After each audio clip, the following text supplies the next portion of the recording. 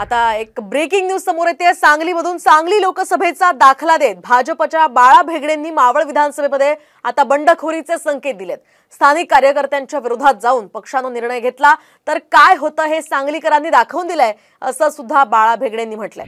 तसंच सुनील शेळकेंना उमेदवारी मिळाल्यास भाजप घड्याळाचा प्रचार करणार नाही असा ठराव सुद्धा भाजपनं स्थानिक पातळीवर मंजूर केलाय।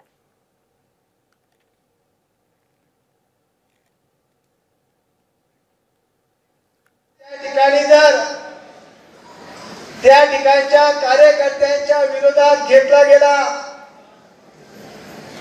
तर काय होऊ शकतं हे सांगलीकरांनी दाखवलेलं आहे।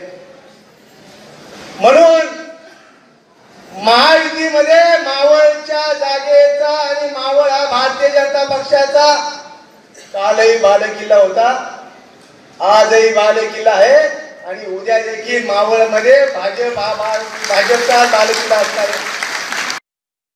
आता एक ब्रेकिंग न्यूज समोर येते। सांगलीमधून सांगली लोकसभेचा दाखला देत भाजपच्या बाळा भेगडेंनी मावळ विधानसभेमध्ये आता बंडखोरीचे संकेत दिलेत।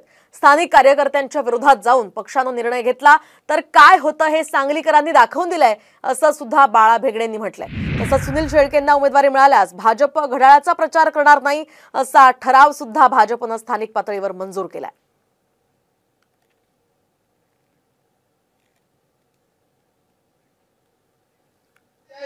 जर त्या ठिकाणच्या कार्यकर्त्यांच्या विरोधात घेतला गेला तर काय होऊ शकतं हे सांगलीकरांनी दाखवलेलं आहे। म्हणून महायुतीमध्ये मावळच्या जागेचा आणि मावळ हा भारतीय जनता पक्षाचा कालही बालेकिल्ला होता, आजही बालेकिल्ला आहे आणि उद्या देखील मावळमध्ये भाजपचा बालेकिल्ला असणार आहे। महाराष्ट्रातील सर्व बातम्यांचे विश्वासार्ह व्यासपीठ सकाळच्या सर्व सोशल मीडिया प्लॅटफॉर्मला लाईक, फॉलो आणि सबस्क्राईब करा।